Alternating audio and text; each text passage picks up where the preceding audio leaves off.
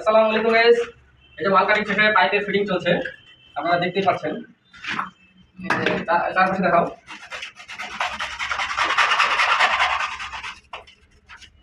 এটাতে ব্যান্ড হয়ে গেল।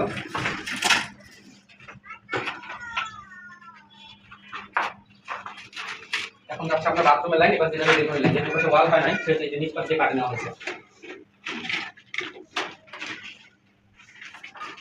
এটা দিয়ে কাটি নেওয়া হয়েছে নিচ পাশে দিয়ে।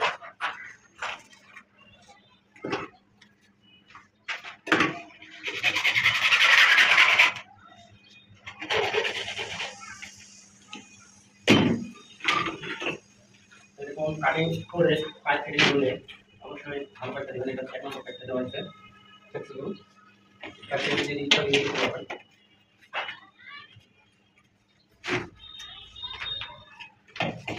এটা হচ্ছে বাথরুমের লাইন, বাথরুমের লাইন যাচ্ছে।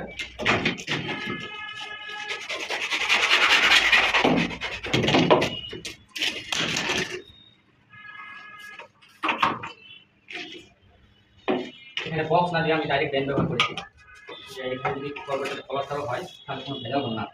একবারে ব্যান্ড দিয়ে ওই পারে চলে যাবে। এটা হচ্ছে বাথরুমের লাইন।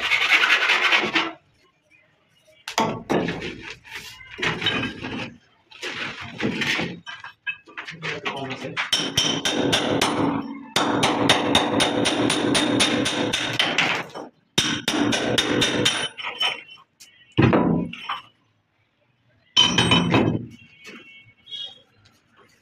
যেটা হচ্ছে বাথরুমের লাইট চলে গেল।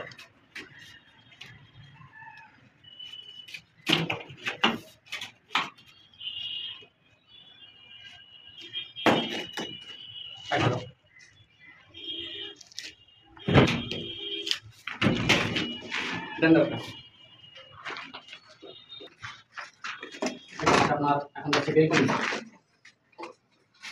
এটা বাথরুমের লাইট চলে গেল। এখন আপনার যদি পাশে ওয়াল নাই, ওয়ালে ওয়াল দিয়ে কাটিয়ে নিয়ে যাবে, যে দক্ষিণ ওয়াল যেহেতু নাই সেহেতু আমরা এই যে ছাদের কোণা দিয়ে বাথরুমের ছাদের কোণা দিয়ে কেটে নিয়ে যেতে পারি। কারণ লাইন তো নিয়ে যেতে হবে, লাইন নিয়ে যাওয়া ছাড়া উপায় নেই। এটা হচ্ছে বেলকনি। বেলকনিতে সুইচ বোর্ডের লাইন অবশ্যই দেবেন। যারা কাজ করেন অবশ্যই বেলকনিতে সুইচ বোর্ডের লাইন দেবেন।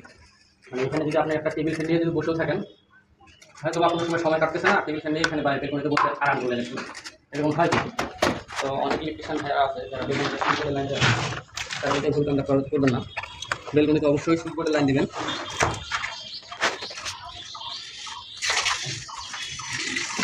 এখানে একটা লাইট এবং একটা টেবিল ফ্যান চালার জন্য একটা সকেট।